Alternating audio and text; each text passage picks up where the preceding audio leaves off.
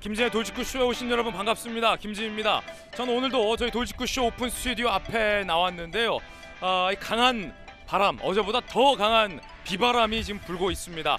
오늘 많은 양의 비가 내릴 거라는 예보도 나와 있는데 바람 때문에 간판이나 시설물들이 떨어질 수 있다라는 경고의 우려의 목소리도 나오고 있습니다. 조심하셔야겠습니다.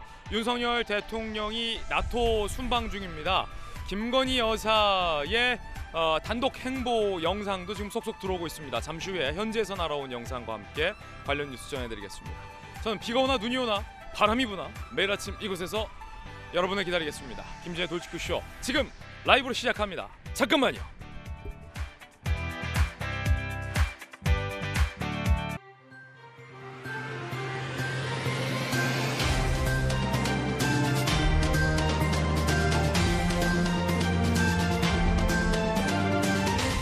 완도에서 실종된 유나 양의 가족이 탑승했을 것으로 추정되는 그 가족의 차량이 바다 깊은 곳에서 발견이 됐습니다.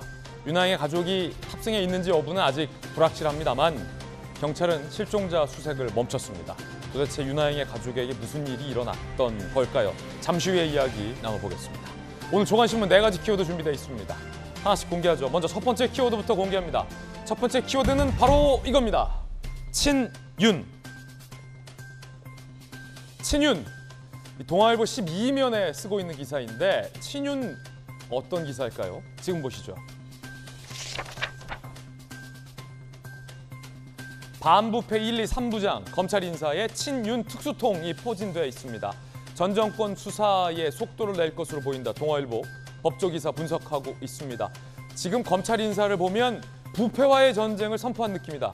이런 법조계 인사의 한 발언도 돋보입니다. 대장동 수사를 맡은 반부패 1, 2, 3부 그 부장의 특수통 검사들, 친윤 특수통 검사들이 대거 배치됐다. 성남FC 수사 성남지청장 이창수, 금융증권 합수단장엔 단성한 임명이 됐습니다. 반면 반윤 검찰로 알려진 박은정 검사는 광주지검으로 소위 좌천됐다는 뉴스도 나왔습니다. 이어서 두 번째 키워드 살펴보겠습니다. 두 번째 키워드는 바로 이겁니다. 사면. 이명박 전 대통령의 형 집행이 정지됐습니다. 사면 이야기도 다시 수면 위로 떠올랐습니다. 한국일보입니다. 고령의 이명박 전 대통령 건강 상태가 매우 안 좋아진 걸로 확인이 되고 있습니다. 이명박 전 대통령 형 집행 정지, 검찰 형 집행으로 건강을 해야 할 염려가 있다라고 밝혔고요. 당뇨병 합병증으로 입원과 퇴원을 이명박 전 대통령은 반복하고 있습니다. 석방 절차를 거쳐서 병원에서 치료받을 예정인데 이 전 대통령의 사면 이야기가 다시 수면 위로 떠올랐습니다. 앞서 윤석열 대통령은 재차 고령의 이명박 전 대통령이 10수년간 감옥에 있는 건 옳지 않다라고 밝힌 바 있습니다.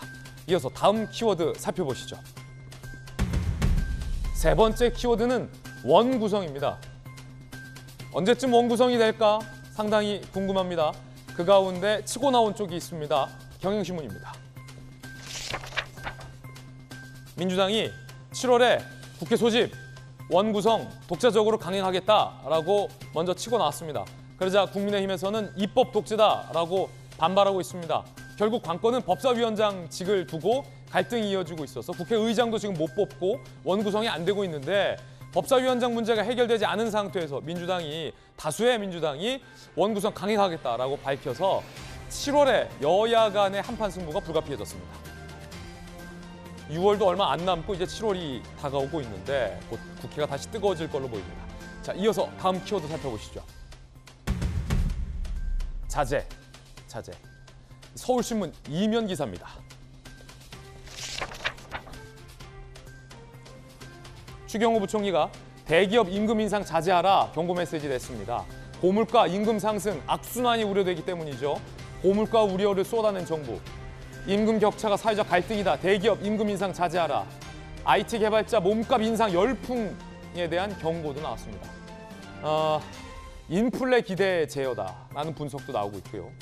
야당에선 임금 안 오르면 노동자 고통을 받는다. 인플레 잡고 임금 인상을 낮추라 라고 비판의 목소리도 나왔습니다. 일제히 정부의 고위 관계자들이 고물가 우려의 목소리를 쏟아낸 겁니다. 지금까지 신문 읽어주는 남자였습니다.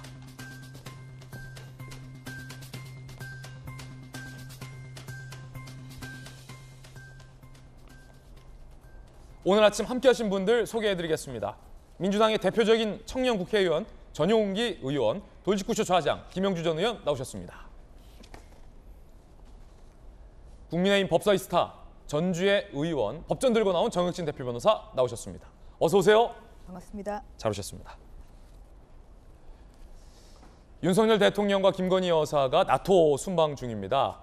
윤 대통령의 정상회담 소식도 들어와 있고 김건희 여사의 단독 일정 뉴스도 들어와 있습니다. 그 첫 번째 이야기 지금 시작하겠습니다.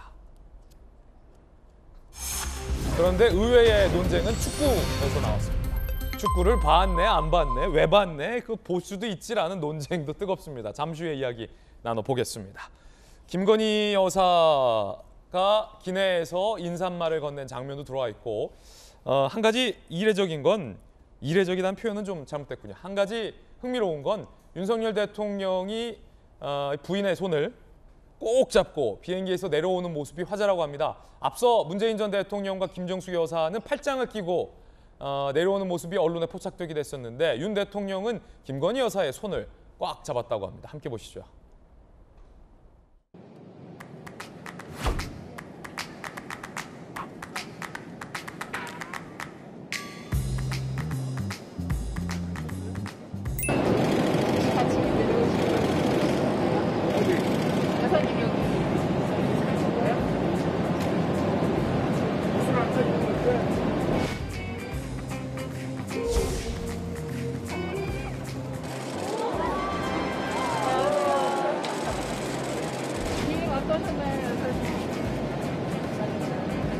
할 말씀 하시지. 한 말씀 해주세요.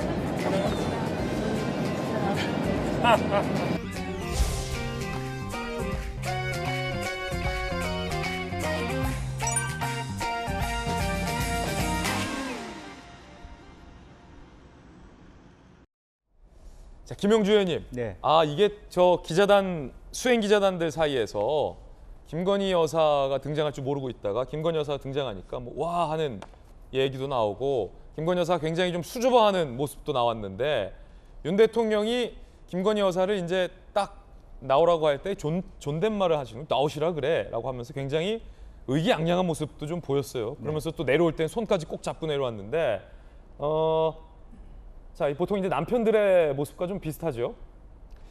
그래서 그보다 더 진일보한 거 아닌가 싶습니다. 지금 억지로 제가 좀 순화해서 얘기했는데 실제로 보면은 굉장히 그 부인을 사랑하고 막 또 많은 기자분들이나 또 다른 분들이 부인에 대해서 보고 싶어하는 것에 대해서 흐뭇해하는 것 같아요. 표정이 그 표정을 숨길 수가 없고 아주 나만 갖고 있는 보석인데 여러분한테 한번 선보이겠다 이런 표정까지 보이시는 것 같아요. 김영주 의원님도 그러시잖아요.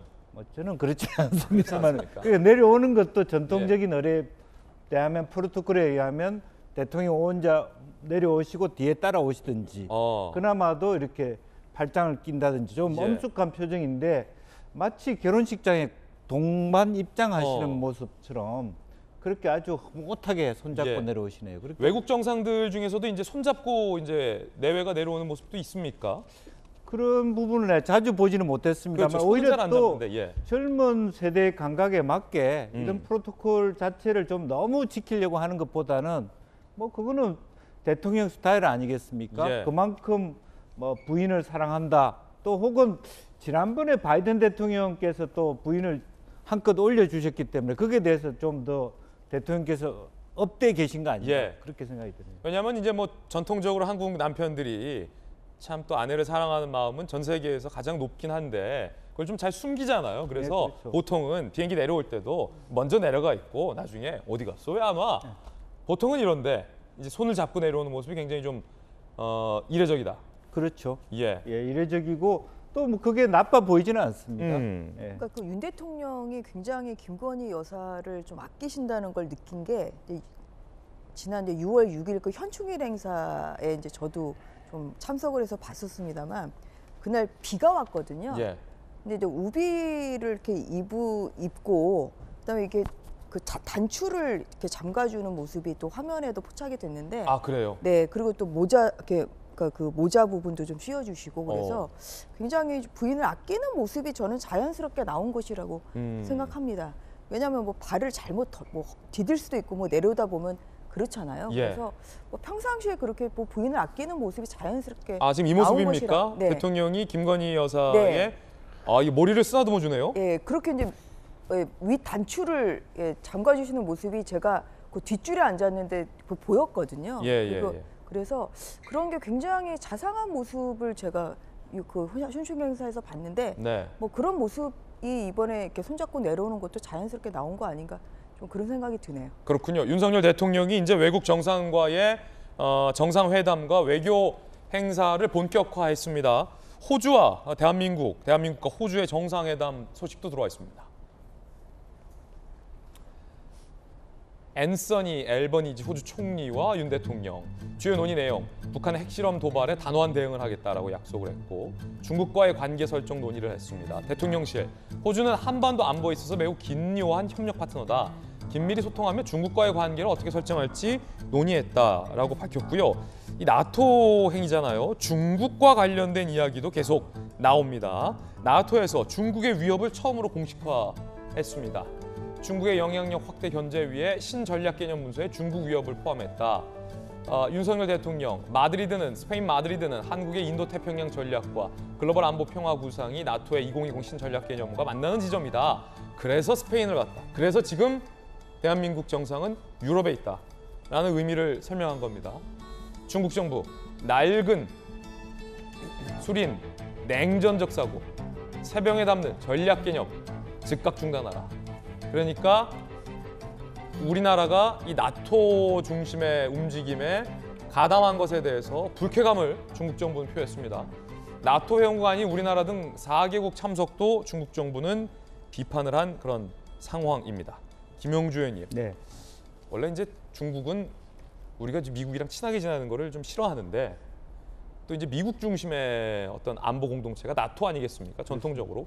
근데 이제 중국도 좀 이제 유연한 사고를 할 필요가 있는 게 이 사실은 뭐 나토의 중국의 위협이 처음 명기됐다고 하지만 뭐 냉전이 끝난 지가 한참 됐기 때문에 꼭 뭐 나토 행사 간다고 반중국 하냐 이렇게 좀 발끈할 필요는 없지 않나 이런 생각도 드는데 어떻습니까? 그만큼 이제 중국 자체가 긴장하고 있다는 긴장하고 반증이기도 있다. 하고 또 하나는 매우 이례적이긴 해요. 한국에서 나토의 초청을 받아간다. 초청받아가는 건 정당한 일이지만 군사안보기구, 특히 북대서양 군사안보기구에 한국이 간다라고 하는 것은 굉장히 중국으로서는 신경이 쓰이는 일일 거고, 또 하나는 지금 시진핑 자체가 국내 정치에서 그 장과의 세력 관계 때문에 굉장히 예민한 상태입니다. 그렇기 때문에 저런 논평을 할 수밖에 없지 않느냐 하는 생각이고, 중국 스스로도 1대1로 전략의 실패 이후에 상당히 새로운 대외적 국방 안보 전략들이 필요한데, 이것을 한국이 또 혹은 호주나 뉴질랜드가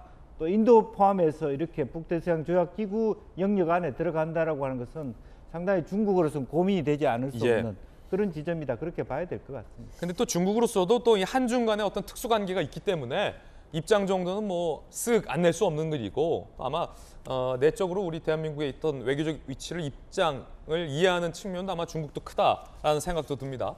그런가 하면 김건희 여사가 처음으로 해외 단독 일정을 수행했다는 뉴스도 들어와 있는데, 문화원을 찾아서 한국의 패션, 소위 K 패션을 관람했다라고 합니다. 그 장면 함께 보시죠.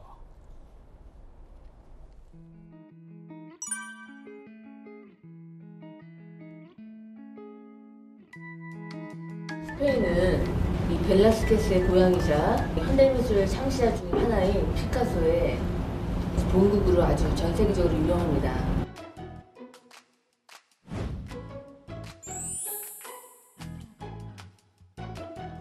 한국도 관심 아닌가요? 매우 많습니다. 특히 어린이 한국. 여기는 지금 스페인 안에서 지금 현재 K 컬처가 또는 K 문화가 K 요리가 굉장히 이제 활성화되고 있는데요. 이 모든 것들이 사실 여기 우리 한국문화원 이분들의 노력으로 이제 이렇게 많이 각광받게 됐다고 생각을 하고요. 앞으로 정말 더 격려가 많이 필요한 곳이라고 생각합니다. 그래서 여기 계신 분들이 얼마만큼 더 우리 한국을 더 홍보하고 알리는데 그 자부심을 가져둘지를 제가 잘 느낄 수가 있겠어요. 노력 많이 해주시면 감사하겠습니다. 전주혜 의원님, 김건희 여사가 이제 본인의 일이 있는, 잡이 있는 상태에서 이제 퍼스트 레이디가 된 건데 아무래도 기획, 뭐 전시, 예술, 아트 이쪽에 전공 분야가 있기 때문에 유럽에서 이제 스페인 같은 곳에서의 어떤 본인의 기량을 좀 뽐낼 수 있는 기회도 있을 걸로 보이는데 스페인 대사관에 있는 어떤 K 패션 전시인데 스페인 사람들이 한국 패션에도 관심이 많나 봐요. 뭐 그렇습니다. 제가 5월 말에 리투아니아에서 열린 또 나토 우연 연맹 그 총회 그때 다녀왔었는데요.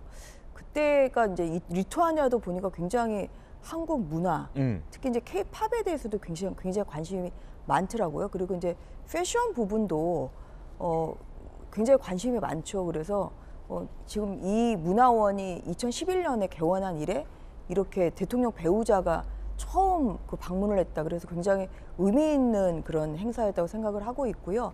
그리고 아무래도 또 외국의 그 다른 정상들의 또 부인들도 이번에 같이 다 참석하지 않습니까? 그래서 이제 그렇게 외국을 이제 처음 그 나가는 그런 기회에 또 본인의 전문성, 그 김건희 여사가 또 미술 전공이시고 또 코바나 컨텐츠를 또 운영해본 경험이 있으시기 때문에 그러한 본인의 전문성과 더불어서 한국 문화 그리고 한국 패션의 우수함을 좀 알릴 수 있는 그런 좋은 기회로 저는 활용했다고 생각합니다. 예, 지금 이 장면은 이제 스페인 왕실에서 초청한 만찬, 파티, 연회에 윤 대통령 부부가 이제 참석을 한 거라 연회의 복장, 드레스 코드 그러니까 윤 대통령은 이제 턱시도 풍의 어떤 정장, 김건희 여사는 어떤 드레스 풍의 어떤 원피스를 지금 입고 참석하는 모습이죠. 굉장히 왕실이라 그런가 실내가 화려하네요. 네, 그러네요. 네, 그 마드리드 이제 그 왕실은 굉장히 그 일반 관광객들에게도 지금 개방이 될 정도로 굉장히 그 유명한 관광지죠. 그래서 이제 거기에서 열린 그런 행사에 또 김건희 여사가 사실 굉장히 옷을 때와 장소에 맞춰서 센스 있게 입는다 이제 이런 평가를 듣고 있는 만큼 이번에 또 그런 여러 가지 의상으로서 좀 그 한국 또 문화에 또 한국 패션의 좀 수준을 더욱더 그 각국의 정상들에게 보여줬으면 좀 하는 그런 기대를 가지고 있습니다. 아무래도 이제 첫 외교 무대이기 때문에 이모저모 소식들이 들어오고 있습니다. 그런가 하면 여야 간에서는 작은 논쟁 하나가 벌어졌습니다. 윤 대통령의 이 발언을 두고서 말입니다. 이른바 축구 논쟁입니다. 특별한 마음가짐이 있으니까 쉬지는 못했어요. 자료 보느라고 바빠가지고 못 봤고 10시가 넘게 비행하시는 건 어떻게 좀 시간을 보내셨나요? 프리미어 축구하고 유로컵 있잖아요. 그거 좀 보고 책 좀 보고 그랬습니다. 저 현장에서는 분위기도 화기애애했고 별다른 논쟁이 없었는데 이제 이 발언과 영상이 보도되면서 민주당이 문제를 삼고 나섰는데요. 민주당의 문제 제기 함께 보시죠. 백혜련 의원입니다. 외교 준비하기도 벅찬 시간에 유럽 축구나 보셨다니 걱정스럽다라고 비판을 합니다. 그러자 김정재 의원이 15시간 비행 중 공부를 계속할 수 없지 않냐. 회의 가면 비공식적으로 스포츠 얘기하면서 밀접한 관계를 맺는 것도 또 하나의 외교다라고 여야 간에 작은 축구 논쟁이 벌어졌습니다. 전윤기 의원님. 네. 백혜련 위원장께서는 굉장히 우리 외교 부분에 대해서는 좀 심도 깊게 봐야 된다는 뜻으로 저는 읽히고 있습니다. 그 전에 이제 윤석열 대통령께서 보여주셨던 지금까지의 모습들을 비춰봤을 때 저는 충분히 우려할 수 있는 지점이 아닐까라는 생각도 하고 있습니다. 그 이유가 무엇이냐면 윤석열 대통령께서 50여 일간 지금 대통령직을 수행하고 계신데 지금까지 국기문란이라고 할 정도로 굉장히 좀 논란거리가 많았던 대통령 중에 한 명이라고 저는 이야기할 수 있을 것 같습니다. 그것이 무엇이냐면 경찰 간부를 인사를 철회한 적이 있었죠. 그때 국기문란이라고 이야기를 했고요. 얼마 전에는 그 노동 문제와 관련해서 92시간 노동 문제를 그러니까 노동부에서 이야기를 하자마자 대통령께서는 보고도 하지 않고 왜 이런 이야기를 하느냐라고 이야기를 했습니다. 그때 당시에도 이것 또한 국기문란이 아닌가 하는 이야기를 했었습니다. 그러니까 이 문제를 비추어 봤을 때 대통령께서 외교 문제에 굉장히 많은 공부를 해도 모자랄 시간에 왜 이렇게 뭐 축구를 봤다든지 왠지 뭐 놀러 간 것 같은 느낌을 주는 것이 아니냐라는 우려를 표명한 것입니다. 물론 비행기 안의 상황을 보면은 분위기를 조금이라도 전환하고자 했던 모습은 볼 수 있습니다만 그래도 우리 기자분들께 얘기하는 것이 결국에는 국민께 얘기하는 것이기 때문에 조금 더 심도 깊은 이야기, 앞으로 나토에서 어떠한 외교 문제를 풀어나갈 것인가에 대한 이야기를 먼저 하고 나서 남는 시간에, 여가 시간에 축구도 보면서 우리 유럽 정치를 풀어갈 수 있는 모습을 보였다라고 했으면 해당 논쟁도 안 나왔을 것이 아닌가 저는 그렇게 생각하고요. 이것을 다시 한번 말씀드리면은 혹시라도 대통령께서 너무 가볍게 외교 무대에 진출하신 것이 아닌가 하는 의문점 때문에 이런 논란이 나온 것 같다. 저는 이렇게 말씀드리고 싶습니다. 이제 외교 준비를 꼼꼼히 해야 되는데 축구를 보시면서 좀 준비를 안 한 게 아니냐라는 민주당의 우려, 비판. 자, 정혁진 변호사님은 어떻게 보세요? 저도 조금 이상하다라고 생각은 했어요. 왜냐하면 왜 축구를 보셨을까? 저는 야구를 보셨을 것 같거든요. 웬 야구 갑자기? 왜냐하면은 야구 명문 충암고등학교 출신이시니까 네네네. 야구에 대한 열정이 되게 강하다고 제가 알고 있으니까. 지금 근데 야구 안 하잖아요. 아니 프로야구를 보거나 프로야구를. 아니면 제 생각에 만약에 유현진이 다치지 않았으면 메이저리그 보셨을 것 같다는 생각이 드는데 어떤 생각을 하냐면 유럽을 가시니까 야구 아니고 프리미어리그를 본 건가? 저는 뭐 유럽컵도 이야기 나오고. 예. 백혜련 의원이요 남자들을 잘 모르는 것 같아요. 비행기를 한 15시간씩 그렇게 타면 제 생각에 남자들의 50% 이상은 야구나 축구 잠깐이라도 봤을 겁니다. 이거는 전용기 의원님도 비행기 타고 이렇게 쭉 10시간 넘게 가시면은 아마 보시지 않을까 저는 그런 생각을 갖다가 하는데 만약에 이제 윤석열 대통령이 저 첫 번째 외교 무대에서 어떤 그런 일은 있으면 안 되겠지만 실수를 하셨다거나 그러면 그때 가가지고 그때 그런 좀 더 준비를 하셨어야지 이렇게 비판하는 것은 그거는 뭐 말이 될 수 있겠다라고 생각하지만 뭐 이렇게 뭐 그 남자들이 좋아하는 그런 뭐 프리미어리그 같은 거 더군다나 손흥민이 그 득점왕도 했는데 이거 좀 봤다고 해가지고 이걸 꼬투리 잡는 것은 무조건적으로 꼬투리 잡는 거 아니냐 그런 느낌이 들어가지고 그렇게 그 올바른 비판은 아니지 않았나 저는 그런 생각합니다. 그리고 이제 그 앞에 자료본이라고 못 씌웠다. 사실 이 얘기를 먼저 하세요. 그리고 그 다음에 이제 기자들이 물어보니까 좀 가볍게 기자들한테 그렇게 얘기를 하신 거거든요. 그래서 전체적인 맥락을 보면 당연히 이 일을 우선 한 거고 그 다음에 뭐 식사하면서 이런 축구 경기를 볼 수도 있는 것이고 또 머리 식히기 위해서 볼 수도 있는 것이고 아마 뭐 그 상황에서 뭐 영화도 보고 독서도 했다 이랬으면은 백혜련이 그렇게 문제 삼지는 않았겠죠. 그래서 꼭 집어서 그렇게 좀 축구라는 것에 대해서 그렇게 흠집내기용 좀 발언한 거 아닌가 저는 그런 생각이 들고요. 그리고 그 뭐 아시겠지만 그 유럽은 축구가 정말 제일 인기 있는 스포츠 아닙니까? 그래서 레알 마드리드가 또 스페인에서 굉장히 스페인 축구도 굉장히 또 유명하고 그리고 레알 마드리드는 굉장히 좀 유럽에서도 명문 팀으로 지금 또 뽑히는 그런 팀이고 정상들끼리 또 만날 때는 축구 경기 이야기도 나올 수도 있고 그래서 저는 뭐 가볍게 하신 말씀을 너무 무겁게 받아들일 것이다. 저는 그렇게 좀 보고 싶습니다. 이 축구 논쟁이 오늘 거의 모든 언론 보도에 작게라도 지금 나오고 있어서 의외의 사실 부분에서 지금 여야 간의 논쟁거리긴 하거든요. 김용주 의원님은요? 사실 그게 이제 문화 차이긴 한데요.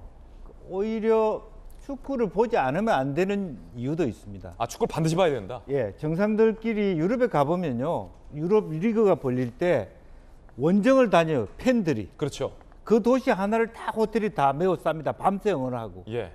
그래서 제가 사실은 부시장 때도 유럽의 시장회의 때 우리 시장을 대신해서 갔는데 시장들 모임을 축구장에서 해요. 그래요? 파티를. 그 정도로 축구에 대해서 유럽 사람들이 관심이 많다. 그렇기 때문에 축구 이야기를 모르면 대화에 끼어들 수가 없습니다. 그래서 물론 뭐 대통령께서 말씀하신 뜻은 그냥 쉬는 시간에 축구 좀 봤다 솔직하게 말씀하신 거지만 저는 한편으로 한국에서 여야 간에 대통령께서 축구 본 것을 논평하는 수준의 문제가 있다. 저는 오히려 그렇게 생각이 들고요. 이 논쟁 자체가 문제다. 마드리드 거리를 가보십시오. 꼬르도바 거리를 가보십시오. 전부 다 마을에 있는 바에 다 어른들이 앉아서 축구만 보고 있습니다.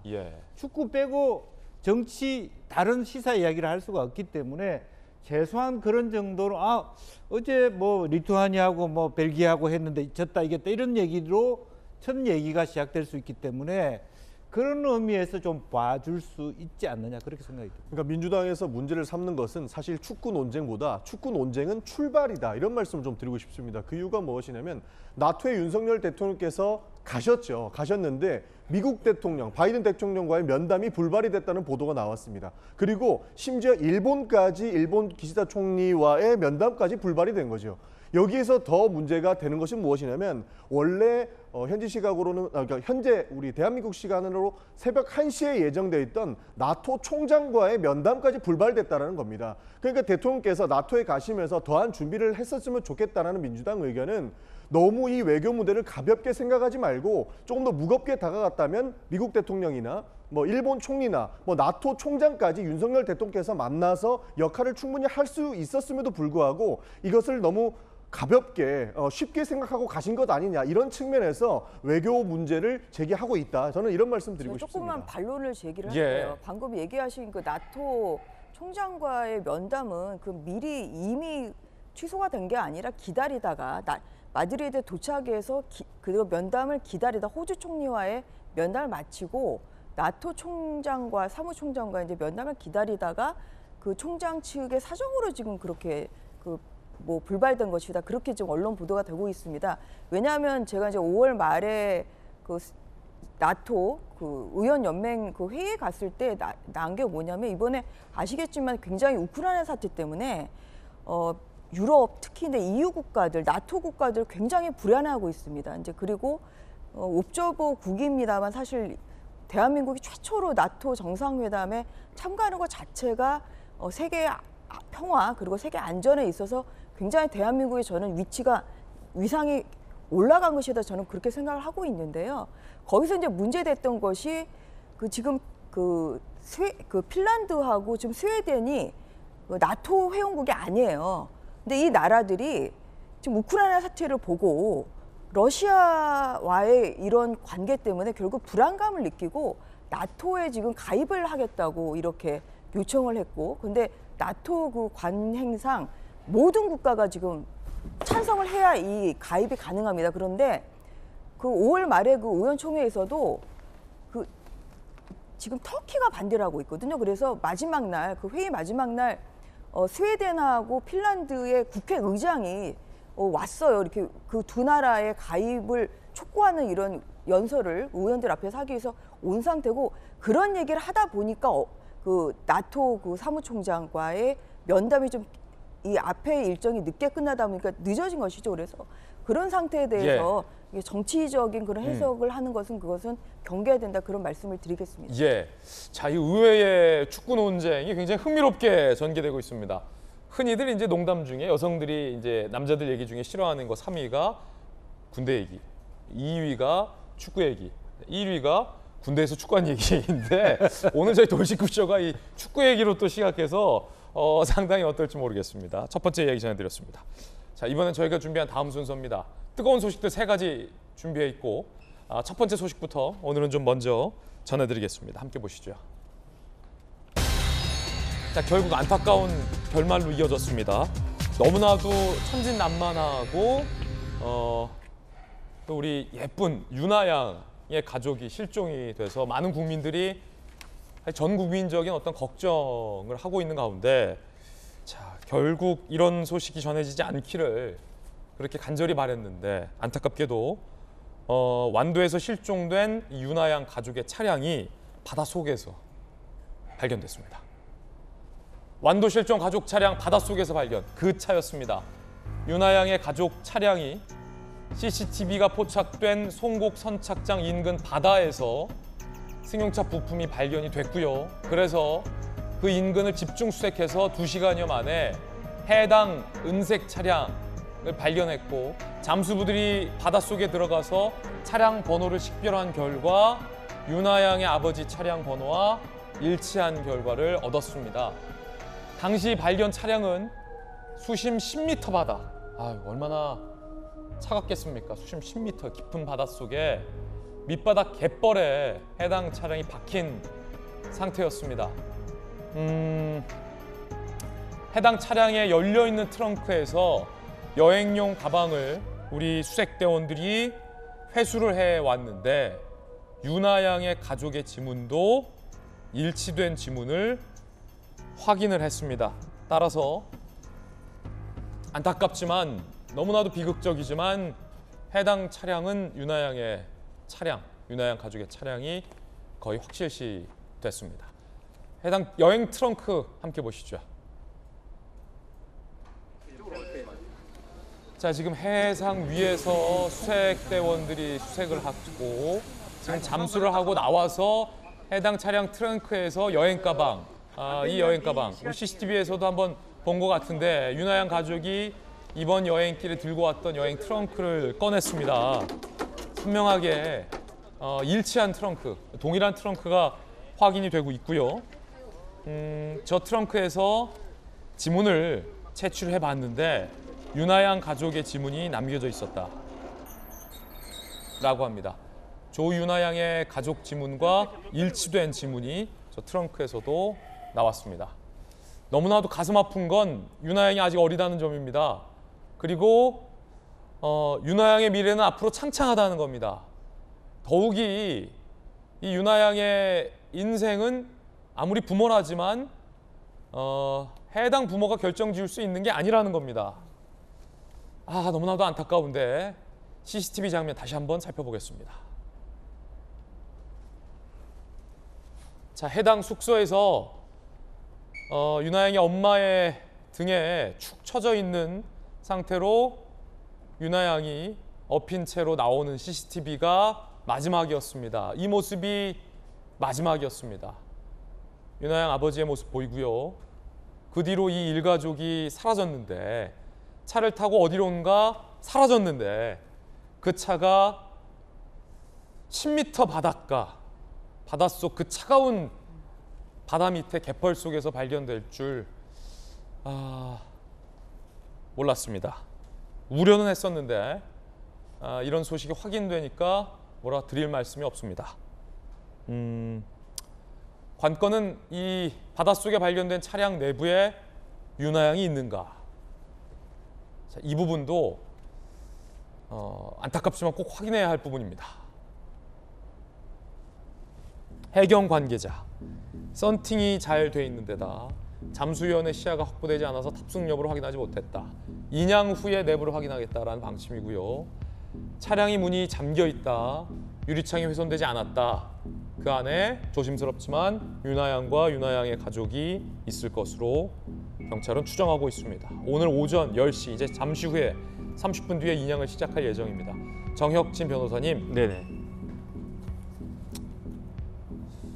이 뉴스를 보도한 지 뉴스쇼를 진행한 지 제가 한 10년 정도 되는데 뉴스를 보도하면서 사실 굉장히 가슴 아픈 순간들이 많지만 뉴스를 보도하기가 주저되고 조금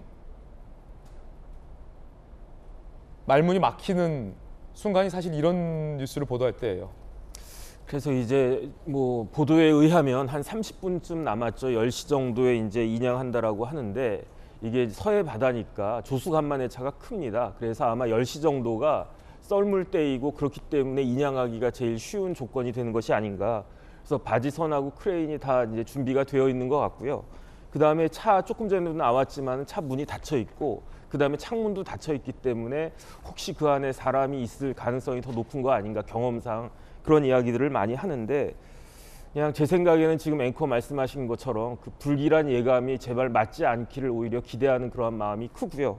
그 다음에 아직은 그 최악의 결과가 확인된 것이 아니니까 최악의 결과에 관해서는 이제 그것들이 혹시 확인이 되면 그때 가가지고 이야기하는 것이 더 낫지 않겠는가. 지금은 저도 이렇게 말씀드리기가 너무 이제 뭐 저도 이제 딸 키우는 아빠로서 너무 이제 마음이 안타깝다 이런 생각이 듭니다. 일말의 이제 가능성은 차량이 어떻게 잘못돼서 바다에 차량은 발견이 됐고 이제 차 안에 아무도 탑승하지 않고 유나 양과 유나 양의 가족이 생존해 있는 어딘가에 생존해 있는 가능성에 기대를 걸어봐야 하는데 그렇기 때문에 오늘 빨리 이제 인양이 좀 돼야 할 것 같아요. 김영주 의원님. 네. 지금 뭐 좀 아직도 좀 간절하게 차라리 차에 탑승하지 않고 어딘가에 살아있기를 간절히 기대를 합니다. 다만 이제 아버지가 그동안에 이제 마진 거래를 통해서 손해를 굉장히 많이 봤다. 사실 마진 거래라고 하는 것이 어쨌든 소비 보호가 투자자 보호가 되지 않는 상품이거든요. 그렇기 때문에 최근 뭐 아시다시피 루나, 테라 또 주식 시장도 굉장히 오르막 내리막을 많이 하기 때문에 큰 어려움이 있을 거라고 보여집니다만 어쨌든 우리 뭐 부모들이 꼭 그러고 싶겠습니까만은 끝까지 우리가 살아서 다른 곳에서 만날 수 있기를 그렇게 생각을 하고 오늘 좀 그나마도 답답합니다만은 끝까지 좀 차분하게 지켜봐야 되지 않을까 그렇게 보여집니다. 맞습니다. 자, 경찰의 이야기 한번 들어보겠습니다.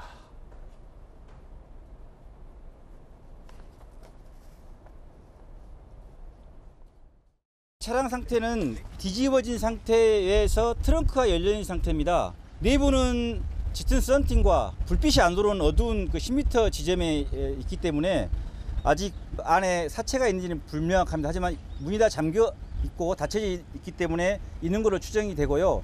지금 안전상 기술상 문제로 바로 인양하지는 못하고 내일 10시에 경에 인양하는 걸로 결정하였습니다. 차량에 그물망을 덮어서 유실 방지를 할 계획입니다. 자, 이제 만약에 이제 차량 안에 윤아 양의 가족이 있다면 사망을 했을 거기 때문에 사체라는 표현을 경찰에서는 이렇게 현재 쓰고 있는 건데 그물망을 이용해서 차량을 통째로 이제 안전하게 잘 인양을 하는 게 일단 무엇보다 우선 중요할 테고요. 앞서 우리 정익진 변호사 또 김용주 의원님 말씀 주셨듯이 일말의 가능성은 제발 이제 윤아 양과 윤아 양의 가족이 차 안에서 발견이 안 되기를 다른 곳에 어딘가에 좀 생존해 있기를 좀 많은 국민들이 기대하면서 좀 지켜보고 있을 것 같은데 이 윤아 양 아버지 지인도 언론 인터뷰를 통해서 윤아 양 가족 상태에 대해서 특히 이제 재정 상태에 대해서 인터뷰를 했습니다. 함께 들어보겠습니다. 코인 그죠? 코인 뭐 이렇게 뭐 마진 거래를 좀 한 것 같더라고. 급락장 있을 때 이렇게 마진 투자가 청산된 것 같아요. 자, 코인을 좀 한 것 같다라는 이제 윤아 양 아버지 지인의 진술입니다. 근데 이제 그것 또한 분명하게 좀 확인은 필요해 보입니다. 정말로 코인 거래 흔적이 있는지 여부는 아직까지 뭐 단정할 수는 없습니다만 만약에 이제 코인 거래를 했고 저기서 손해를 많이 봤다면 전윤기 의원님 사실 마진 거래를 또 했다는 거잖아요. 이게 뭡니까? 마진 거래가 시세 차익을 이용해서 어느 정도 수익을 얻는 것이다. 이렇게 뭐 쉽게 말씀드리면 이렇게 말씀드릴 수 있을 것 같습니다.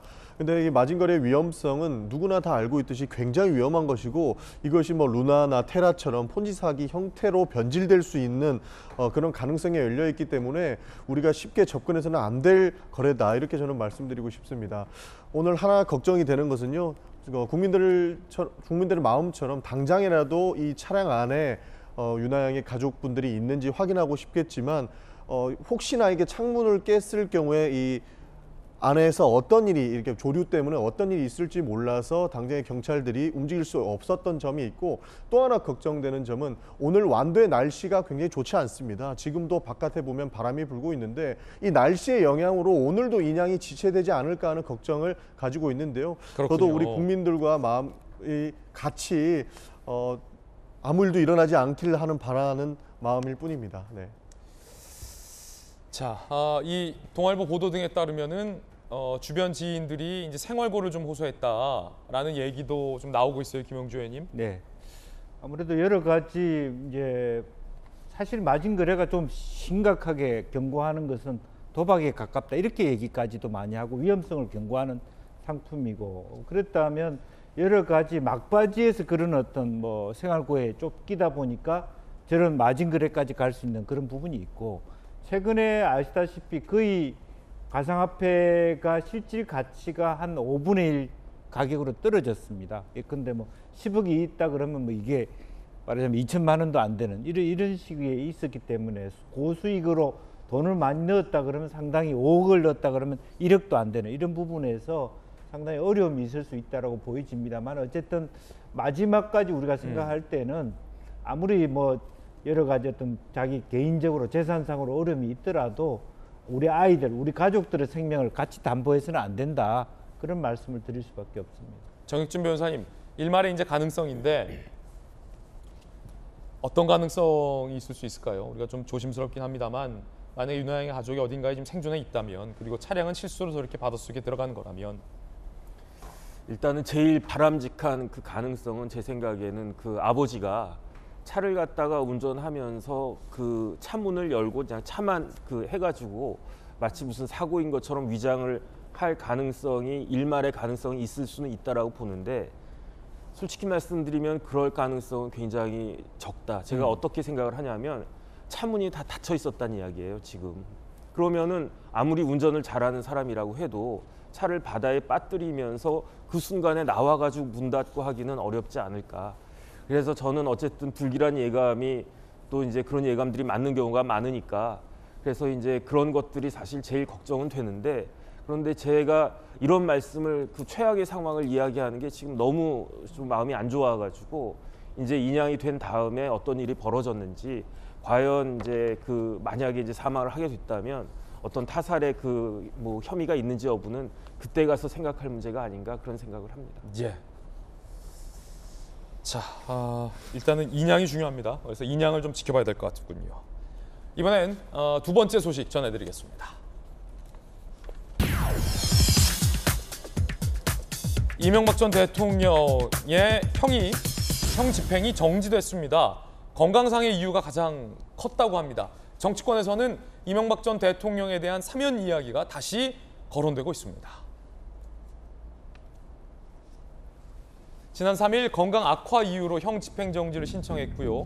당뇨 합병증으로 손발의 감각이 마비 증세가 있다. 상당히 좀 심각한 상태인 것 같습니다. 현재 서울대병원에서 이명박 전 대통령 치료 중이고요. 수원지검 형 집행으로 현저하게 건강을 해칠 염려가 있다. 3개월의 형 집행정지 허가 이후 기간 연장을 제뉴인이 하겠다라는 방침도 밝힌 상태입니다. 전주혜 의원님, 이명박 전 대통령의 건강 상태가 지금 단기간에 계속 급속도로 좀 악화되고 있다. 네. 이런 보도가 많습니다. 예, 그렇습니다. 아무래도 이제 고령이고 그리고 지금 2차 이제 구속이 된 지가 1년 7개월이 됐거든요. 이제 그러다 보니까 아무래도 건강이 나빠지실 수밖에 없죠. 그리고 이제 박근혜 전 대통령 같은 경우도 또 건강 악화로 형 집행정지를 좀 받으신 적도 있고 이래서 고령으로 이렇게 수감되신 분들이 형 집행정지를 신청하는 경우가 상당히 많습니다. 그리고 이것을 어떠한 법무부에서 이제 판단하는 건 아니고 그런 검찰청에 있는 그런 위원회, 심의위원회에서 이제 그 의사의 소견 그리고 여러 가지 상태를 종합해서 이제 판단을 하는 것이죠. 그래서 한 번 또 신청을 했었는데 저번엔 또 기각이 됐다가 계속 수감이 되다 보면 이제 건강이 나빠질 수밖에 없는 상태가 되고 그래서 여러 가지를 판단해서 그래도 합리적인 그런 결정을 했다고 보입니다. 근데 문제는 이제 3개월 집행정지가 된 거라 이게 또 연기 신청을 또 할 수도 있고 건강 상태를 봐서 또 안 할 수도 있고 이제 이런데요. 이게 이제 3개월 동안 또 건강이 회복이 될지 사실 그거는 장담할 수는 없는 것이죠. 그래서 형 집행정지 기간이 이제 만료되는 시점, 그러니까 3개월 후가 되겠죠. 그때 또 어떠한 그런 상태가 될지는 좀 지켜봐야 될 것 같고 또 자연스럽게 사면 얘기가 그 사이에 그 3개월 사이에 또 광복절이 있다 보니까 이제 사면 얘기도 좀 나오는 것 같아서 좀 그런 부분에 있어서도 저번 그 인수위 시절에도 사면에 대한 어떤 그런 좀 이야기가 인수위 차원은 아닙니다만 정치권에서도 나온 적이 있었거든요. 그래서 좀 국민의힘으로서도 좀 그런 부분에 있어서는 좀 고민을 하게 될 것 같습니다. 예, 여야의 반응도 함께 살펴보겠습니다.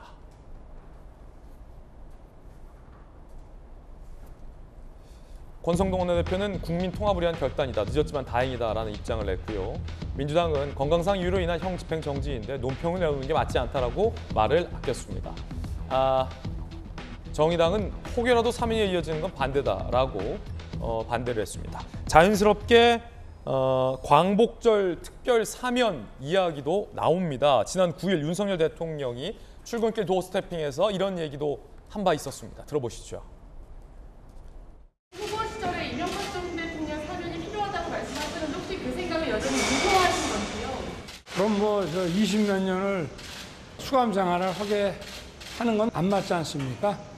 과거의 전례에 비추어서라도. 윤 대통령은 후보 시절 때부터 전임 대통령에 대한 사면은 반드시 이루어져야 한다라는 입장을 한 바 있습니다. 이명박 전 대통령에 대한 8.15 광복절 특사 특별 사면 이야기가 자연스럽게 나오고 있습니다. 고령의 건강이 좋지 않고 수감 생활이 길어져서 나오실 때가 됐다. 8.15 광복절 특별 사면 검토 대상이고 사면될 경우 국민들도 국민 통합 계획으로 생각할 것. 사실 문재인 정부 말기에 결자해지 차원에서 문재인 전 대통령이 이명박 전 대통령에 대한 사면을 해야 하는 것 아니냐라는 논쟁이 한 번 뜨겁게 일었는데 결국 문 전 대통령은 이명박 전 대통령에 대해서 사면을 해주지 않았습니다. 그래서 당시 민주당에서 윤석열 정부 시작하면 윤석열 정부가 해라 하면 이런 이야기도 나온 바 있었는데 그래서 윤석열 정부에서 이번 8.15 광복절 특별 사면을 하겠다라는 이야기가 자연스럽게 나오고 있는 것이고요. 더군다나 이명박 전 대통령은 추징금 전액을 납부한 상황이라고 합니다. 지난해 이명박 전 대통령의 노년종 자택을 검찰이 압류해서 건물 지분 절반과 토지 공매 처분을 해서 57억 8천만 원 전액을 또 이명박 전 대통령은 납부를 한 상황입니다. 김훈 이명박 전 대통령 변호인은 노년동 사저 지분 절반만 공매 처분됐고 나머지 절반은 김윤옥 여사 몫으로 남아 있어서 퇴원 후에 이제 임대료를 내며 거주가 가능하다라고 입장도 밝힌 상황입니다. 어떻게 보십니까, 정익진 변호사님? 일단 지금 이명박 전 대통령이 외부 의료기관에 입원해 있단 말이에요. 그거는 이제 형집행법에 나와 있는 거고, 그다음 요번에 이제 그 형집행정지는 형사소송법으로 이루어지는 건데 사면은 사면법이 따로 있어요. 근데 이제 이런 특별 사면 같은 경우는 그야말로 대통령의 결단인 거죠. 예컨대 이제 가석방 같은 경우에는 법에 일정한 그 실체적인 요건이 있거든요. 뭐 형기 몇 프로를 맞춰야 한다. 그런데 사면법에는 그런 내용은 없고요. 그냥 특별사면위원회는 그 법무부 장관이 대통령께 상신해야 된다. 그런데 상신할 때 사면심사위원회의 심의를 거쳐야 된다. 이런 정도만 있어요. 그런데 더 이제 사면법을 자세히 보면 그때 이제 교도소장이나 이제 이런 분들이 그 보고서를 제출하도록 되어 있는데 어떤 내용을 제출해야 되냐면 형사 판결문하고 두 번째가 형기를 계산한 그 계산서를 갖다가 내야 되고 그밖에 뭐 수용 태도 같은 것들을 보도록 되어 있기 때문에 형기도 실질적으로 판단할 때 있어서는 중요한 요소가 될 수는 있는데 제가 봤을 때 이명박 전 대통령 같은 경우 거의 15% 이상의 형기를 마쳤다라고 그 이야기를 하고요. 그다음에 무엇보다도 이제 연세가 80이 넘은 아주 이제 초고령이시기 때문에 그렇게 초고령이신 분을 그 감옥에 수감시켜 두는 것이 우리 국익에 어떤 도움이 될까? 이제 이런 부분들을 종합적으로 검토해서 대통령이 결단하실 문제가 아닌가 저는 그런 생각을 합니다. 이명박 전 대통령은 역대 대통령의 수감 기간으로 박근혜 전 대통령에 이어서 가장 두 번째로 또 긴 수감 생활을 이미 보낸 바 있습니다. 사면에 대해서 여야 간의 논쟁도 예상이 됩니다. 전윤기 의원님, 민주당은 어떤 입장입니까? 민주당은 사면은 단호히 반대하고 있는 입장입니다. 그러나 해당 형 집행 정지 같은 경우에는 의학적으로 증명이 되었고 당뇨 합병증으로 인한 손발 마비 증세가 뚜렷하게 나타나고 있다는 검찰 내부에 있는 위원회의 판단이었기 때문에 이것에 대해서 논평을 내는 것은 적절하지 않다라는 입장이 있습니다. 그러나 대통령실에서 이야기했던 것, 그러니까 이명박 대통령의 사면이 이것이 국민들의 통합 계기가 될 것이다라고 이야기하는 부분은 저는 동의할 수 없는 부분인데요. 국민들은 왜 정치인하고 뭐 대기업의 오너들만 이렇게 사면 대상에 포함이 되는 것인가에 대한 의문은 아직도 가지고 있습니다. 그렇기 때문에 국민 통합의 계기라면 오히려 다른 사람들과 똑같이 사면 없이 형을 이어가야 되는 것이 아닌가 이렇게 생각을 하고 있고요. 지금 권성동 원내대표의 발언에 대해서도 조금만 비판을 이어나가고자 하면요. 이번에는 검찰 내부에 있는 위원회에서 의학적으로 증명된 합병증에 대해서 형을 집행 정지를 한 것인데 이것이 뭐 국민 통합에 대한 결단이다. 그러니까 마치 사면을 예단한 것처럼 이야기하신 부분에 대해서는 저는 좀 부적절했다 이렇게 생각합니다. 전주현 의원님. 그러니까 사면은 이제 대통령의 권한이기 때문에 저는 뭐 사회적 공감대가 이제 필요하다 이렇게 생각을 하고 있습니다. 근데 이제 형 집행정지에 대해서도 뭐 당에서는 저는 논평을 충분히 낼 수 있고 또 원내의 의견도 저는 충분히 피력할 수 있는 그런 사안이라고 생각은 합니다. 다만 이제 사면 문제는 또 정권 지금 출범한 지가 얼마 안 됐기 때문에 아무래도 대통령실에서는 이 사면 여부에 대해서 굉장히 고민이 많을 것 같고, 이제 이것을 받아들인다고 만약에 가정을 한다면 국민 통합 차원에서 이제 이명박 대통령 외에 또 야권의 인사들 중에서도 지금 구속돼 있는 분들이 있지 않습니까? 뭐 김경수 지사랄지. 그래서 이러한 국민 통합을 살리자는 차원에서 이명박 대통령 외에 어떤 그런 야권 인사까지 포함하는 이런 국민 통합적인 사면은 저는 충분히 생각해 볼 수는 있다고 생각합니다. 다만 가장 중요한 것은 국민의 공감대가 가장 그래도 중요한 것이겠죠. 뜨거운 소식도 함께하고 있습니다. 이번에 세 번째 소식 공개하겠습니다. 실루엣의 정체 살펴보시죠. 누굴까요? 김어준과 TBS입니다. 서울시의 감사원이 TBS를 감사했죠. 그 감사 결과가 나왔는데 기관 경고, 기관장 경고가 각각 나왔습니다. 함께 보시죠. 굉장히 강도 높은 경고 조치죠. 지난해 4월 윤한홍 의원 등이 김어준 해당 출연료 200만 원에 달하는데도 별도의 계약서 없이 지급되고 있다는 문제 제기가 됐고, TBS도 인정을 했죠. 구두 계약으로 했다라고 인정을 했습니다. 그래서 서울시가 감사에 착수한 바 있죠. 서울시 감사위원회입니다. 그러니까 국가로 따지면 감사원 같은 곳이죠. 서울시 내에서 그제 종합감사 결과를 통보해줬습니다. 뉴스공장 김어준 씨에게 계약서 없이 출연료가 지급됐다. TBS에게 기관 경고가 나갑니다.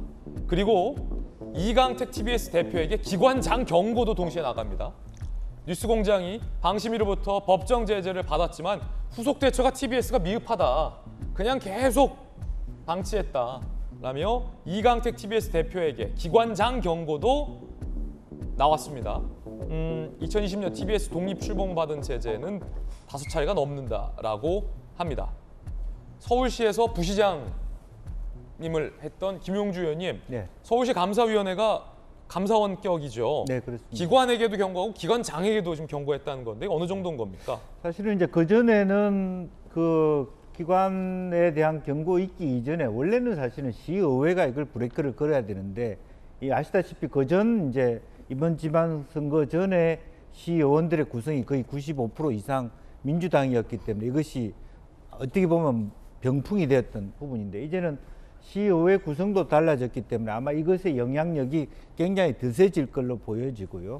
또 조금 더 시 자체로도 TBS에 대한 개편 방안, 그리고 또 이 단체장, 원래는 본부장이었습니다만 어쨌든 특별 2022년 이후에는 자체 독립성이 강화된 만큼 내부적인 어떤 그 경고에 대한 무게감이 과거보다는 훨씬 무겁게 받아들이지 않을까 그렇게 보여집니다. 그렇군요. 정혁진 변호사님, 이거 뭐 법률적으로 기관 경고, 기관장 경고 내용도 아까 봤는데 어떤 의미입니까? 그러니까 기관 자체도 잘못했고, 그다음에 그 기관을 이끌고 있는 TBS를 이끌고 있는 대표도 굉장히 허술하게 일처리를 했다. 다른 걸 떠나가지고 회당 200만 원이면요. 제가 계산해봤거든요. 김어준 씨 일주일에 5번 나오잖아요. 그러면은 주급이, 월급이 아니고 주급이 1,000만 원이란 이야기예요. 그러면 한 달에 최소한 4천만 원. 왜냐하면 남들 연봉을 받아가네요. 4주 5주니까. 그다음에 1년이 몇 주입니까? 52주거든요. 그래서 휴가 2주 간다고 그래도 연봉이 5억이에요. 제가 어떤 생각을 했냐면, 한덕수 총리가 총리로 지명돼가지고 논란이 많았어요. 김앤장한테 아주 초고액의 연봉을 받았다. 그것보다도 훨씬 많은 돈이에요. 제가 그렇습니까? 계산해보니까. 네네. 그런데 김앤장은 그 대표 변호사님 마음이거든요. 아니 내가 이 사람 뭐 그냥 하는 일 뭐 어떻든지 간에 돈 주면 된다 그러면 마음대로 줄 수 있는 거예요. 사기업이니까.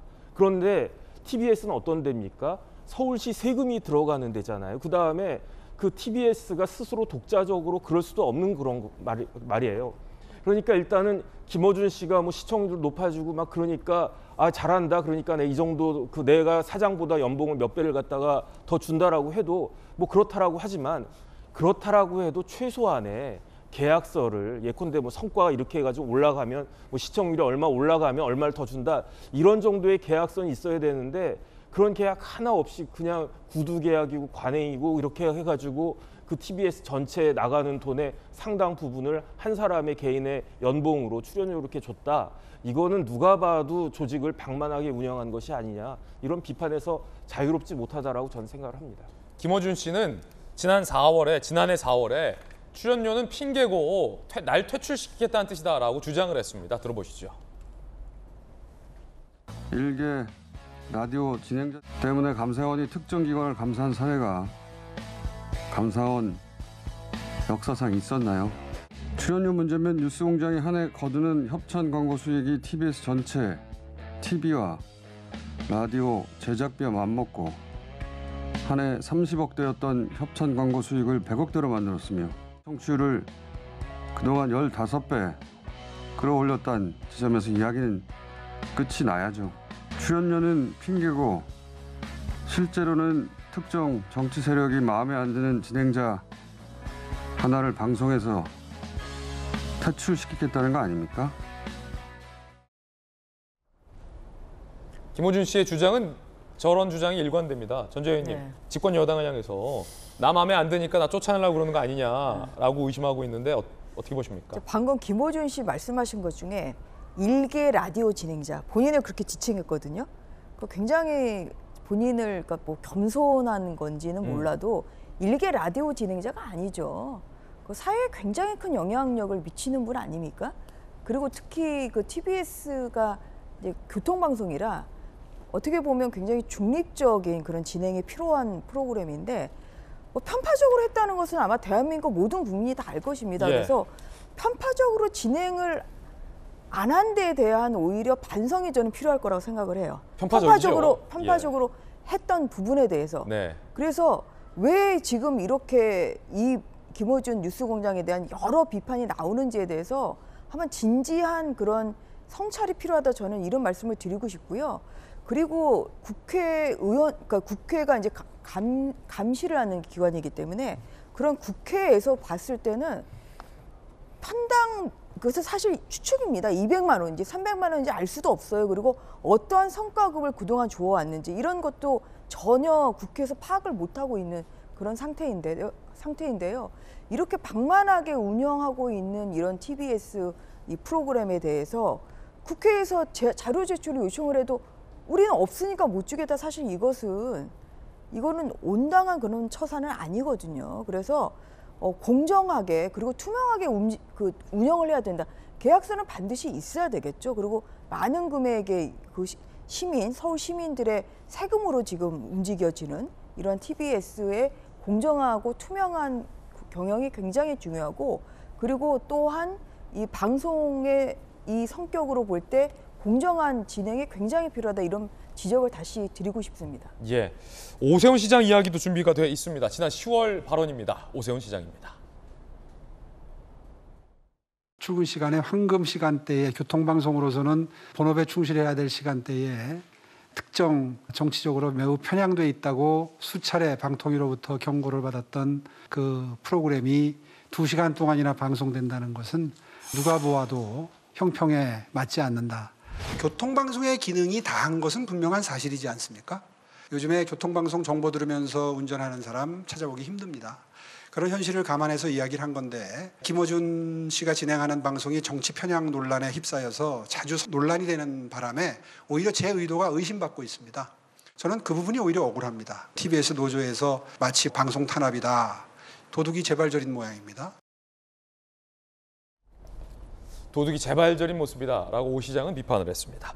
뜨거운 소식 3가지 전해드렸습니다. 이번엔 저희가 준비한 다음 이야기 시작하겠습니다. 문재인 대통령에게 우리 서해 공무원이 와 관련된 첫 보고에는 월북이 아니라 추락으로 보고가 돼 있다라는 제보가 있다라고 국민의힘이 주장을 했습니다. 새롭게 이야기가 국면이 시작되는 것 같아요. 그 이야기 지금 시작하겠습니다. 문 대통령에게 당시 올라간 첫 보고는 무엇이었을까? 대통령실 관여, 역공도 나오고 있습니다. 하태경 단장이 이렇게 주장을 했습니다. 제보가 있었다라고 말이죠.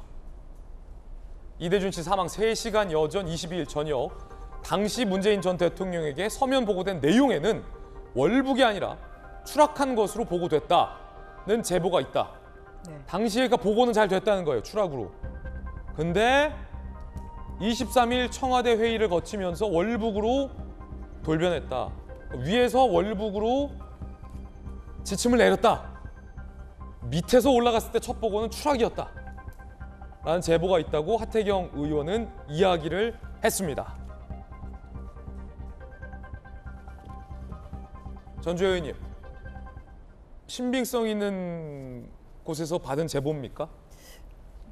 그렇게 알고 있습니다. 그래요? 저도 그 TF 위원이라 어제도 통일부에 다녀왔습니다만. 전주혜 의원도 TF 위원이죠? 네, 근데 지금 이제 이대둔 씨 관련한 이런 첫 서면 보고로 받은 게 2020년 9월 22일 저녁 6시 36분이거든요. 근데 그거 서면 보고인데요.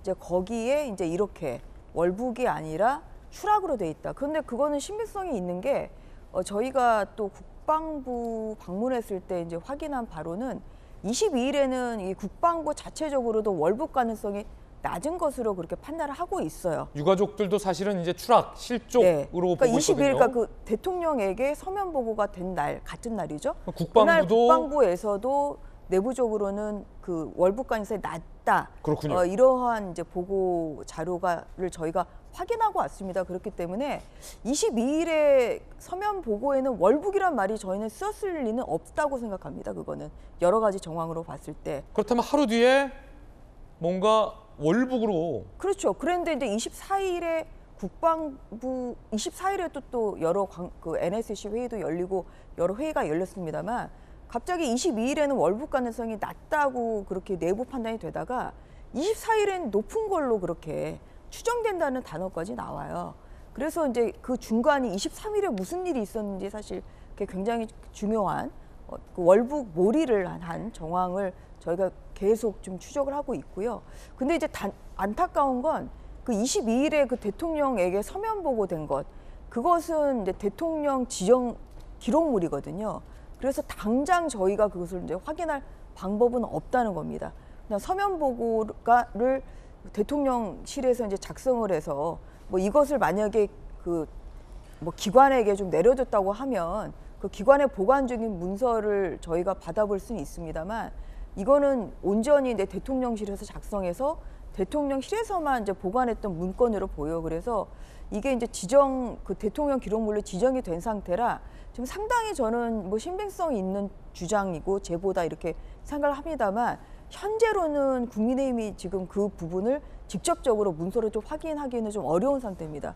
그렇기 때문에 지난 월요일에 그 고 이대준 씨의 그 형님 그리고 또한 그 대리인, 그 법률 대리인이 민주당의 또 우상호 비대위원장을 만나서 이 대통령 지정 기록물의 열람에 좀 국회 차원에서 동의해달라 이런 요청도 하지 않았습니까? 그래서 민주당도 또 진상 TF를 지금 발족을 좀 하겠다고 하는 마당인 만큼 서로 여야가 합의해서 대통령 기록물을 좀 보면서 사실관계 퍼즐을 잘 맞춰가는 것이 저는 필요한 시점이라고 생각합니다.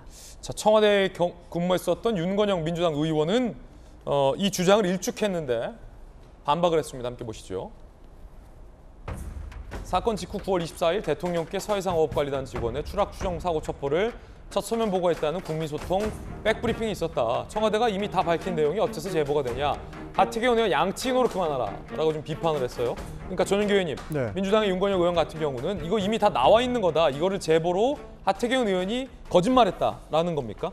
그러니까 이미 청와대에서 밝힌 내용을 가지고 마치 제보를 받은 것처럼 그리고 청와대 보고가 들어갔고 청와대에서 마치 월북으로 단정 지어라라고 이렇게 뭐 하명을 한 것처럼 그런 뭐 군부를 떼기 위한 저희는 작업이라고 보고 있습니다. 사실 이 건 같은 경우는 굉장히 저는 쉽게 접근할 수 있습니다. 이 정도로 뭐 이 사회 문제가 됐으면 윤석열 대통령께서 그냥 SI 공개만 하면 되는데 왜 국민의힘과 윤석열 정부가 대통령 기존 기록물을 공개하라라고 하냐 하는 것은 사실 대통령 지정 기록물을 보고 다른 또 군부를 떼야 되기 때문에 다른 정치적 공세를 해야 되기 때문에 애초에 되지도 않는 걸 가지고 이것을 이야기한다. 저희는 얘기를 하고 있는 거고. 그래서 백불에 나왔던 내용 갖고 하태경 의원이 이러는 거다. 그런 거죠. 그러니까 대통령 지정 기록 공개물을 공개를 못할 것을 알고 있으니까 본인이 쉽게 할 수 있는 SI를 공개하지 않고 기록물 공개하라라고 정치 공세를 퍼붓고 있는 거죠. 사실 여기서 제일 피해를 보는 것은 그 공무원의 가족분들이 해당 아픔을 지속적으로 이끌어 가야 된다는 것입니다. 그래서 차라리 윤석열 대통령께서 유족들의 아픔을 이해해 주신다면 그냥 쉽게 미군 측이랑 협의를 해서 SI를 공개해서 해당 문제를 해결하자. 그리고 저희 이 TF 같은 경우에는 국회의장이 뽑히고 그리고 국방위원회의 위원장이 뽑히고 나면 비공개 회의록을 공개하자는 겁니다. 그러니까 전 국민분들께 왜 당시에는 그런 판단을 할 수밖에 없었는가에 대해서 공개를 하자라는 입장을 얘기하는 것입니다. 그래서 정치적 공세로 뭐 대통령 기록물을 공개해라라고 하는 것은 사실상 하지 않겠다. 이거는 계속적으로 공세하겠다라고밖에 안 보이는 겁니다. 이게 제보가 아니라 백브로 다 밝힌 내용이다. 하태경 의원을 향해서 급기야 양치노를 그만하라라고 하는데 그럼 전주 의원님께 다시 물을 수밖에 없는데 백불에 나온 거 보고 제보라고 한 겁니까? 아니면 진짜 제보가 있었던 겁니까? 더 구체적인 제보가 있었던 걸로 알고 있습니다. 그리고 이제 뭐냐면 윤건영 의원의 말을 들으면 이것은 문재인 정부가 어쨌든지 간에 이러한 지금 국민의힘이나 아니면은 국민들의 관심을 가지고 있는 것은 살아있는 6시간 우리 정부에서 고 이대준 씨의 이런 행방을 알고 이 살아있었던 6시간 동안 뭘 했느냐 사실 이거거든요. 그래서 제일 중요한 것이 9월 22일 이제 오후 3시 반 그 실종자가 이 NLL 그 북쪽에서 발견됐다는 이 9월 22일 오후 3시 반에서 이 이대준 씨가 이제 그걸 사살된 이 9시 반까지 저녁 9시 반까지 6시간 반 동안 뭘 했냐예요. 근데 그 사이에 6시 저녁 6시 반쯤에 대통령에게 서면 보고된 내용에 지금 추락 추정이 있다 지금 이렇게 윤건영 의원이 자백을 했죠. 그러면은 어떻게 됩니까? 문재인 대통령과 문재인 정부는 결국은 이렇게 추락을 한 것으로 추정돼서 그 사람이 지금 NLL 이북에서 발견이 됐다. 이 소식을 알고도 아무런 조치를 좀 취하지 않은 겁니다. 이게 굉장히 중요합니다. 그래서 저희가 계속 주장하고 있는 것은 이 살아있는 6시간 동안 뭘 했느냐. 그런데 저희가 지난주부터 시작한 이 활동을 통해서 확인한 것은 아무것도 안 했다는 거. 아무것도 안 했다. 아무것도 안 했다는 것을 윤건영 의원이 확인해 준 셈이나 마찬가지입니다. 하태경 의원은 이런 통일부 분석이 있었다라고 얘기했는데 한번 들어보시죠.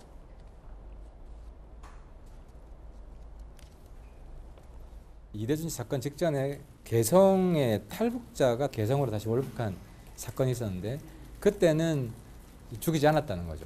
코로나라고 해서 다 죽였던 건 아니었고 만약에 월북으로 믿었다면 북한에서 죽이지 않았을 것이다 라고 이건 통일부 분석입니다. 그러니까 당시 통일부에서도 월북은 아니다 라고 분석했었다라는 겁니다. 이에 대해서 민주당의 역공도 만만치 않습니다. 민주당 이야기 들어보시죠. 6월 16일 해경과 국방부가 공동 기자회견을 하면서 결과 발표를 했습니다. 현 대통령실 안보실이 연관이 되어 있습니다. 자료도 검토하고 관련 내용을 협의한 정황들이 있습니다. 대통령실 개입이 좀 있었다고 보시는 건데? 예, 저는 충분히 개입이 있었다고 보고 좀 더 세부적으로 확인을 할 예정입니다. 자기의 의도와 관계없이 밀려서 내 생존에 지장이 있겠다라고 판단을 했다면 어망이라도 잡고 지탱을 할 수 있었을 것이다. 김영주 의원님, 뭐 여야 간의 공방이 있는데 마지막에 이제 윤재갑 의원의 발언은 좀 부적절해 보입니다. 왜냐하면 지금 월북으로 어쨌든 단정 지을 수 없다는 건데 고인에 대해서 진짜 월북하려는 의도가 아니면 어망이라도 잡지 안 그러면은 생존의 지장이 있었다면 어망이라도 붙잡았을 텐데 왜 안 잡았냐라고 얘기하는 것은 상당히 부적절해 보이는데요. 그렇습니다. 실제로 보면 지금 우리가 중요한 것은 여야가 논란 없이 합의점을 도달할 수 있는 결론을 국회에서 내는 겁니다. 그래서 너무 속도감을 내고 하태경 의원이 일방적으로 이렇게 공격하듯이 하는 것도 문제가 있고요. 또 일방적으로 또 민주당 자체는 전혀 다른 각도에서 국조를 하려고 하는 의도도 저는 적절하지는 않다고 보여집니다. 오히려 여야가 손발을 맞춰가지고 정확하게 유족들에게 어느 정도 구간을 정확하게, 왜냐하면 처음부터 월북이라고 얘기할 수 있을 것 같지 않아요. 뭐 실종됐으니까 단순하게. 그 뒤에 남아있는 상황에서 여러 가지 가능성이 논의하다가 아마 첩보 상황으로 월북된 걸로 보인다라는 있었기 때문에 월북이라는 단어가 들어갔을 텐데 그 뒤에 여러 가지 어떤 밝혀내야 될 지점이 있죠. 어느 정도 이런 개연성을 가지고 조금 더 확정적으로 가는 단계에서 무리수가 있느냐 없느냐 그것만 밝히면 되는 것인데 지금 이 사건 자체가 또 저는 예를 들면 개성으로 역으로 말하자면 광화에서 각 곳에 들어간 그 사람은 살았기 때문에 월북자였다 그러면 살려줬고 월북이 안 했기 때문에 죽였다. 이것도 저는 무리수가 있다고 봅니다. 왜냐하면 그때 해변에서 상부의 지시가 상황에 따라서 판단이 달라질 수 있고 우리 정부의 전혀 예상하지 못한 상황들이 내려온 것이기 때문에 그것 또한 면밀하게 객관적으로 또 여야 말고도 전문가들 통해서 국민들이 합의할 수 있는 수준에서의 결과 발표가 저는 필요하다 그렇게 봅니다. 예. 자, 이번엔 본격적인 정치권 이야기 살펴보겠습니다. 이 대표의 성접대 의혹에 대해서 경찰이 수사에 속도를 내는 모양입니다.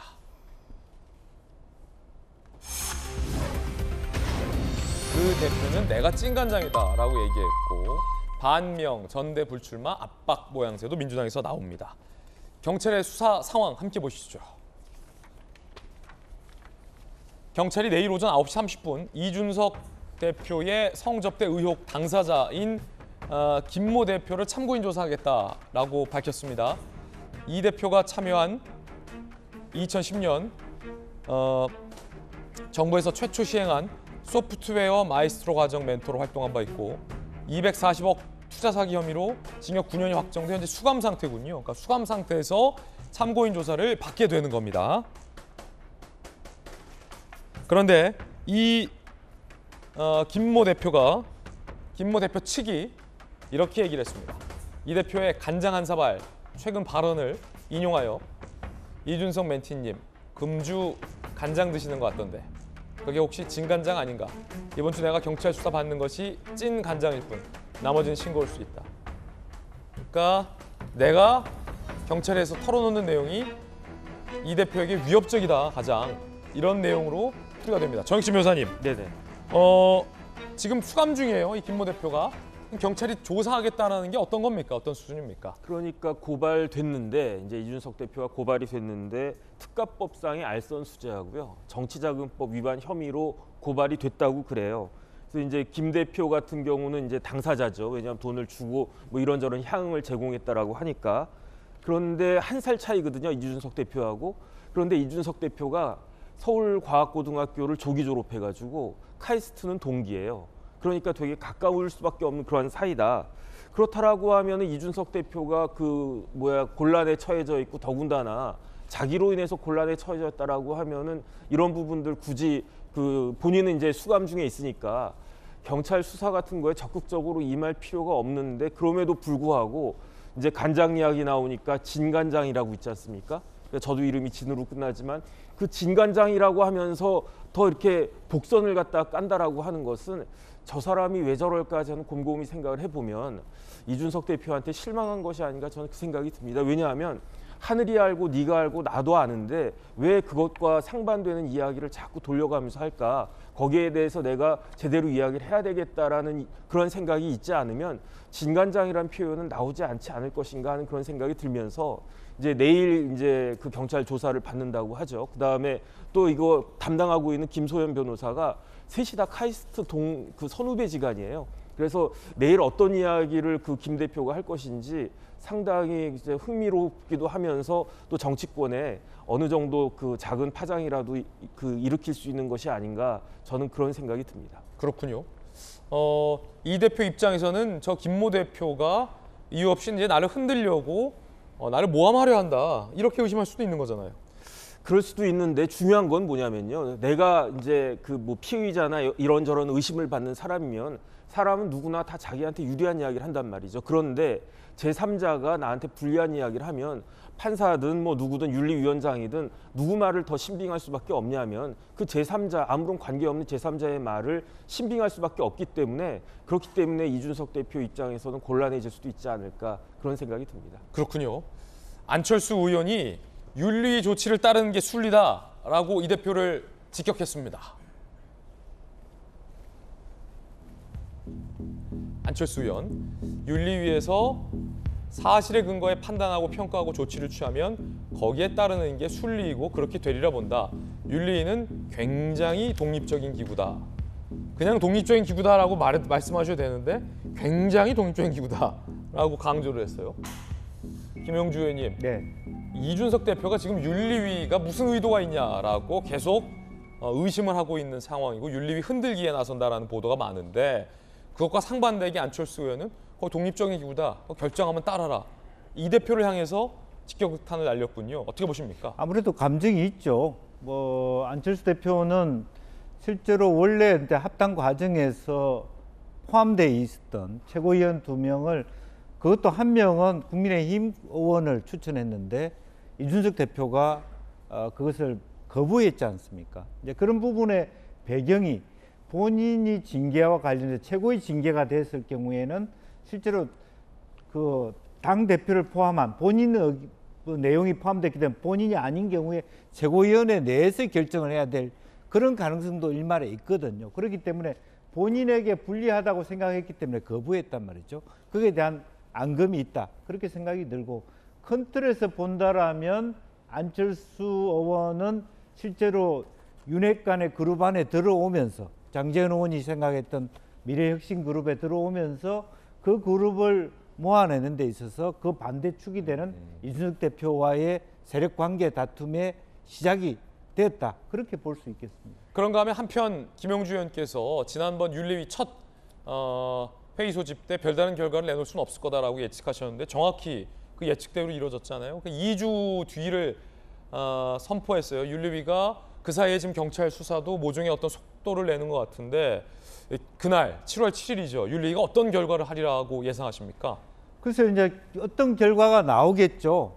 근데 다음권 정지, 3개월 다음권 정지가 됐을 가능성도 굉장히 높다고 보여집니다. 왜냐하면 그 사이에 지금 찐간장 얘기했다시피 찐이라는 뜻이 이 사람 이름의 마지막 글자가 진으로 끝나거든요. 그렇군요. 그래서 본인의 결과, 본인이 말은 참고이지만 사실은 피의자에 준하는 여러 가지 내용이 들어갈 수 있기 때문에 어떻게 보면 물귀신 작전의 결과를 보고 그 결과에 따라서 강한 임팩트를 주는 어떤 파동이 나올 수 있고 그랬을 때 아마 이준석 대표는 또 한 번 그 불복하는 그런 부분들이 생길 수 있을 겁니다. 그래서 실질적으로 보면 장기화될 가능성이 있고 제일 당이 곤혹스럽게 생각하는 것은 결과가 지지부진하면서 어떤 결과든 결정이 안 되고 또 재논의가 되고 이런 과정에서 당이 상당히 중심을 잃어가는 모습 또 당내 갈등이 심화되는 것이 가장 국민의힘에서는 우려하는 부분이고 심지어는 3개월 당원권 정지 이후에 실제로 다시 당대표에 돌아오는 경우도 막을 수가 없다. 아, 그렇습니까? 예, 그런 의미에서 말하자면 권성동 대표가 말하자면 당대표를 대신하면서 당내에서의 내부 논의를 다시 해야 되는 다시 돌아올 이준석 대표를 돌아오지 못하게 하는 논의까지 할 가능성도 매우 높다. 그렇게 보여집니다. 윤리위의 선택에 따라서는 이런 다양한 결과들이 나올 수도 있다라는 가능성에 대한 언급입니다. 민주당에서는 전당대회를 앞두고 있습니다. 반 이재명계 홍영표 의원도 불출마를 선언했습니다. 이재명 의원에 대한 불출마 압박입니다. 이번 전당대회 출마하지 않기로 했다. 새로운 비전 낼 통합 리더십이 필요하다. 나를 내려놓는 게 최선이다. 동반 불출마 제안을 한 바 있죠. 정성호 의원, 이재명 친이재명계의 핵심이죠. 홍영표 불출마 압박에 대해 그게 정상적인 정치냐. 이재명 본인이 정치적으로 판단에 결단 내리고 그 책임지면 되는 것이다 라고 얘기를 하고 있습니다. 어떤 분석에 따르면 이재명 의원이 전당대회에 불출마한다는 얘기를 안 하고 있기 때문에 그 자체로 전당대회, 즉 당대표에 계속 나가겠다라는 의지가 강한 것이다 라는 해석을 내놓기도 하고 있습니다. 일각에선. 그 가운데 박지원 전 비대위원장이 SNS로 활동을 재개했다라는 소식도 나오는데 최강욱 의원 징계할 때도 박지원 전 비대위원장이 징계해야 된다라고 강하게 SNS를 통해서 재차 메시지를 냈는데 최저임금 인상을 위해 민주당이 싸워야 한다라고 또 정치적인 메시지를 내서 박지원 전 비대위원장이 전당대회에 나오는 건 아니냐 이런 추측도 일각에서 나오고 있다고 하는데 김영주 의원님 가능성이 있습니까? 글쎄요, 저는 잘 모르겠습니다. 그러나 어쨌든 이재명 대표하고 연관성이 있다고 봤을 때 지금 오늘 아마 그 당내에서 단일 지도체제냐 집단 지도체제 그런 논의를 하게 될 텐데 그렇다면 이재명 당대표, 박지원 최고위원 이런 형태의 짝짓기가 가능할 수 있다. 그럼 그런 식으로 어떤 자기 좌파 중심의 소위 이재명 의원이 당대표가 될 가능성이 많지만 의외로 이재명계라고 불릴 수 있는 최고위원을 구성한다는 건 또 마땅하지 않기 때문에 뭐 그런 연계하에서 움직일 수 있는 가능성도 저는 있다고 보고 다만 그렇지만 당내에서 당원들이 박지원 전 공동 비대위원장을 어떤 시각으로 보느냐가 남아있는 문제라고 보여집니다. 그렇군요. 자, 그런가 하면 민주당 출신의 양양자 의원이 국민의힘 주도로 반도체 특위위원장을 맡게 됐고 출범을 했다는 소식도 있습니다. 함께 보시죠.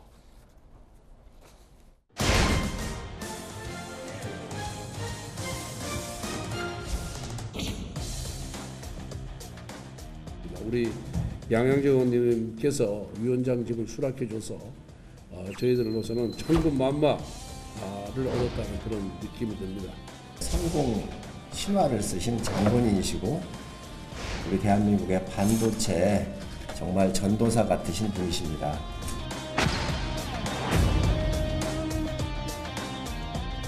여당의 특위위원장을 야당 출신 국회의원이 맡는다는 것이 참 어색하기도 하고 그랬습니다만 이 또한 헌정사상 처음 있는 일이라 저는 퍼스트 무버로서 또 한 번의 국회 역사가 되는 자리가 아닌가 이런 생각을 합니다. 그래서 저는 출범하는 반도체 특유의 키워드를 초월이라고 말씀드리고 싶습니다. 정당을 초월하고 모든 것을 초월한 자리다. 야당 출신 의원이 여당의 특위위원장을 맡은 경우는 이번이 처음이다라는 분석도 나옵니다. 함께 보시죠. 윤 대통령 취임 직후 반도체 산업 각별한 관심 드러낼 때 혹시 말로 끝날 걱정했는데 드라마 같은 일이 벌어졌다. 죽을 각오로 열심히 하겠다. 이례적이에요. 저도 지금 기자생활 13년 만에 여당 특위의 야당 의원이 위원장을 맡는 일은 전 못 봤거든요. 몇 주 전에 제가 양양자 의원하고 식사를 했는데 그래요? 마침 또? 현재 이제 무소속 상태고 뭐 잘 예. 아시겠지만 검수완박 법안에서 또 갑자기 법사위에 사보임이 됐었습니다만 또 중립적인 그런 입장을 견지를 했죠. 그래서 뭐 그런 저런 이제 뭐 좀 계기가 돼서 한번 식사를 이제 같이 했는데요. 전주의 의원이 영입했군요. 제가 좀 추천하긴 했습니다. 네. 그 성일정 의장님께 양양자 의원이 좀 어떻겠냐.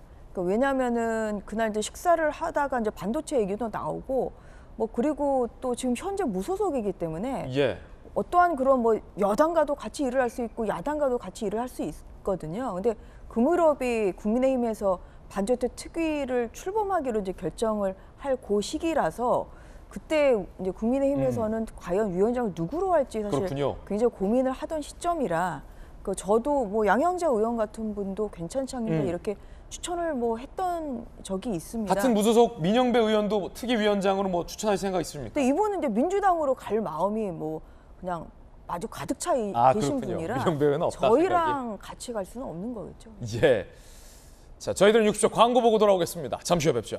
네, 오늘 저희가 준비한 소식 모두 다 전해드렸습니다. 저희들은 내일 아침 8시 50분에 더욱더 풍성한 소식 들고 인사드리겠습니다. 오늘 하루는 분명 어제보다 나을 겁니다. 좋은 하루 되십시오. 고맙습니다.